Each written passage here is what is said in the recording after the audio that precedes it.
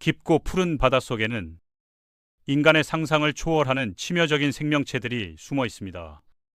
이들은 수백만 년 동안 완벽한 살상 기계로 진화해 왔으며 오늘날에도 변함없이 바다의 먹이사슬 최상층에서 절대적인 힘을 행사하고 있죠. 혹시 바다에서 수영할 때 발 아래 무엇이 있는지 생각해 본 적 있으신가요? 맑고 투명해 보이는 바닷물 아래에는 우리가 알지 못하는 무서운 세계가 펼쳐져 있습니다. 지금부터 바다 최강 포식자들의 진짜 모습을 파헤쳐 보겠어요. 바다의 제왕이라 불리는 백상어는 완벽한 킬링머신으로 몸 길이만 7m가 넘고 무게는 2.5톤까지 나갑니다. 하지만 정말 무서운 건 그 거대한 크기가 아니라 물어뜯는 엄청난 힘이죠. 한 번 물 때 가하는 압력이 무려 2톤에 달해서 사람의 다리뼈쯤은 과자 부러뜨리듯 간단히 으스러뜨릴 수 있는 수준입니다. 더 놀라운 건 이들이 가진 특별한 감각 능력인데 다른 생명체들이 상상할 수 없는 초능력을 보유하고 있어요. 백상어는 다른 생명체의 근육에서 나오는 아주 미세한 전기 신호까지 감지할 수 있습니다. 심지어 모래 속 깊이 숨어있는 물고기의 심장 박동도 놓치지 않을 정도로 예민한 감각을 가지고 있죠. 무시무시한 외모 때문에 무차별 살인마처럼 여겨지지만 사실 백상어의 인간 공격은 대부분 호기심 때문입니다. 이들에게 인간은 평소 먹이와 다르게 생겼으니까 한번 확인해보는 거라고 할 수 있어요. 하지만 깊은 바다 아래에서 조용히 접근하는 백상어의 모습은 마치 이빨 달린 핵잠수함 같은 존재입니다. 물속에서 완전한 정적 상태로 움직이다가 순식간에 폭발적인 공격력을 발휘하는 완벽한 사냥꾼이죠. 그런데 바다에는 백상어보다 훨씬 영리하고 위험한 포식자가 존재합니다. 바로 범고래인데 킬러웨일이라는 다른 이름을 가진 이 동물은 처음 봤을 때 흑백 무늬가 마치 만화 캐릭터처럼 귀여워 보이죠. 하지만 그 온순한 겉모습 뒤에는 지구 역사상 가장 치밀하고 영리한 사냥꾼이 숨어 있습니다. 백상어가 혼자서 본능적으로 사냥한다면 범고래는 완전히 다른 차원의 전략적 접근 방식을 사용해요.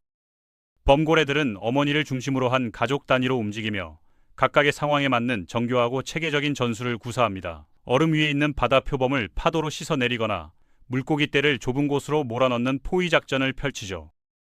더 놀라운 건 백상어 같은 강력한 상어를 상대할 때인데 여러 마리가 완벽하게 협력해서 상어를 뒤집어 버립니다. 상어가 뒤집히면 강직성 부동이라는 일종의 마비 상태에 빠지거든요. 이건 단순한 본능이 아니라 수중에서 펼치는 고도의 전략 게임입니다. 각 범고래 가족마다 서로 다른 고유한 언어와 소리를 사용해서 정밀하게 소통하며 어른들이 새끼들에게 사냥 기법을 체계적으로 가르치죠.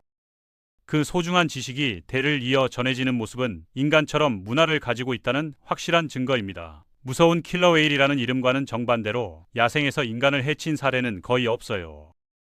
우리는 이들에게 먹이도 위협도 되지 않기 때문이죠. 하지만 바다의 다른 모든 생명체들에게는 절대적이고 압도적인 지배자입니다. 냉혹하고 정확하며 막을 수 없는 완벽한 존재라고 할 수 있어요. 범고래는 단순히 사냥만 하는 게 아니라 전체 바다 생태계의 균형을 조율하는 역할을 합니다. 이들이야말로 진정한 바다의 최고 사령관이라고 불러도 과언이 아닌 셈이죠. 호랑이 상어는 바다의 청소부라고 불릴 만큼 닥치는 대로 먹어치우는 무차별적인 식성을 가지고 있습니다. 자동차 번호판, 고무 타이어, 바다새, 바다거북, 할 것 없이 입에 들어가는 건 뭐든 삼켜버리는 무시무시한 습성을 보여줘요. 실제로 과학자들이 호랑이 상어 배 속에서 자동차 부품이나 각종 쓰레기를 발견한 적도 있답니다. 몸 길이가 거의 6m에 달하고 감옥 죄수복 같은 특유의 줄무늬를 가진 이 상어는 물고기 탈을 쓴 연쇄 살인마나 다름없어요. 턱의 구조가 전기 톱날처럼 정교한 톱니 모양으로 되어 있어서 딱딱한 조개 껍질이나 뼈도 쉽게 부수어 버릴 수 있습니다. 백상어가 보통 한번 물고 도망가는 것과 달리 호랑이 상어는 전혀 망설임이 없어요. 계속해서 물고 또 물어뜯는 집요하고 끈질긴 공격 성향을 보입니다. 이런 무서운 특성 때문에 전 세계에서 인간을 공격하는 상어 순위에서 백상어 다음으로 위험한 2위를 차지하고 있어요.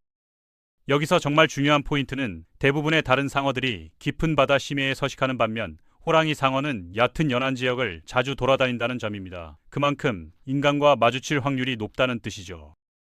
마코 상어는 바다의 미사일이라고 불러도 전혀 과언이 아닙니다. 현존하는 모든 상어 중에서 가장 빠른 속도를 자랑하며 최고 속도가 시속 80km를 넘어가는 엄청난 스피드를 보여줍니다.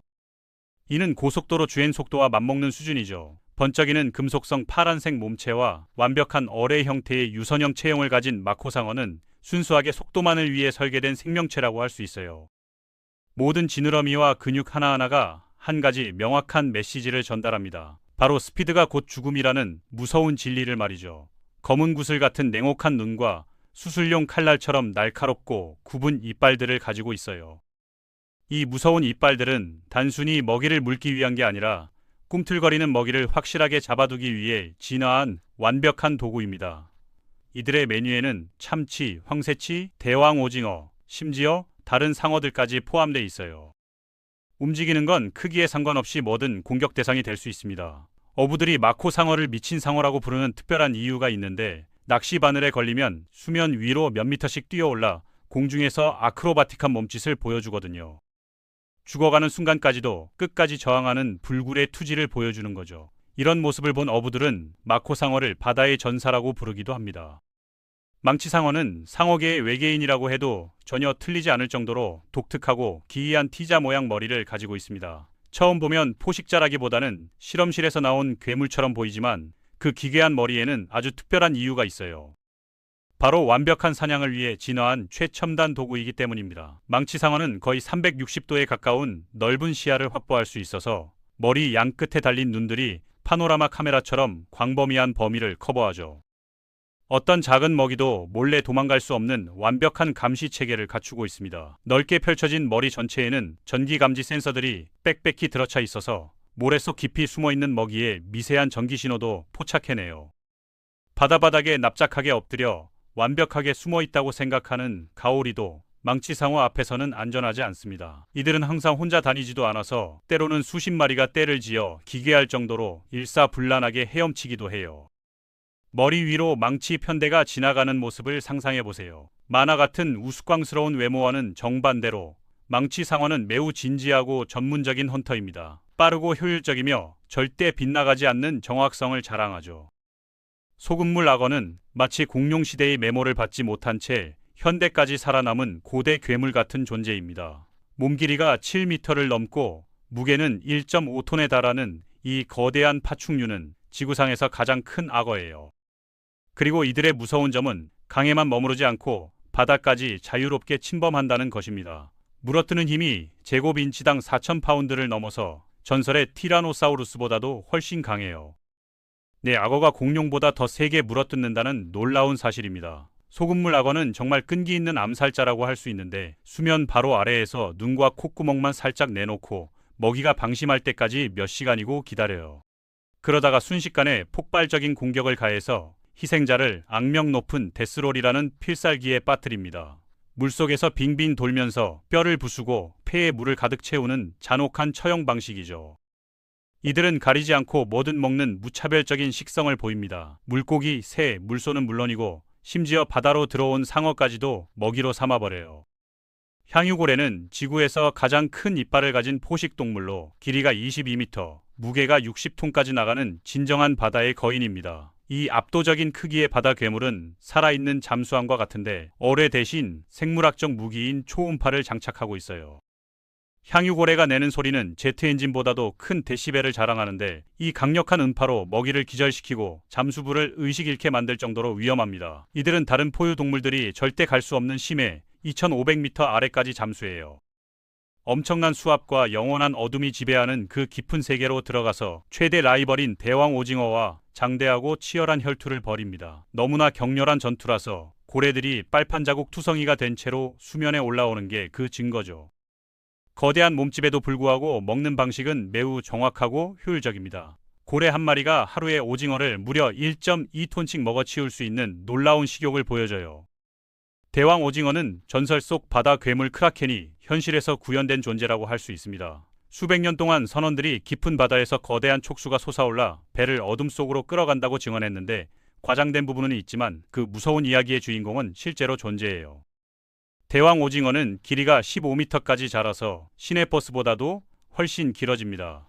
눈의 크기는 전체 동물계에서 가장 큰데 각각이 접시만한 크기로 칠흑 같은 심해에서도 완벽하게 볼 수 있도록 진화했죠. 수많은 촉수에는 톱날 같은 빨판들이 줄지어 달려 있어서 먹이를 붙잡으면 살아있는 전기톱처럼 무시무시하게 작동합니다. 물고기든 오징어든 운 나쁘게 마주친 모든 생명체가 즉시 먹이가 되어버려요. 가장 큰 천적이자 영원한 적은 바로 현유고래입니다. 깊은 바다 아래 인간이 절대 목격할 수 없는 곳에서 이 두 거대한 괴물이 벌이는 생사를 건 혈투는 상상을 초월해요. 고래 몸에 깊게 파인 상처들과 촉수 자국들이 그 치열했던 전투의 이야기를 생생하게 대신 말해줍니다. 승부는 항상 예측할 수 없지만 둘 다 바다 최강의 포식자라는 건 분명해요. 바다 가장 깊은 곳에는 아직도 우리 인간이 발견하지 못한 더 크고 무서운 괴물들이 숨어 있을지도 모릅니다. 그들은 여전히 그 어둠 속에서 치열한 생존 게임을 계속하고 있을 거예요. 지구 바다의 95%는 아직도 미지의 영역으로 남아 있습니다. 우리가 아는 것보다 훨씬 더 많은 비밀과 괴물들이 그곳에서 우리를 기다리고 있을지도 모르죠.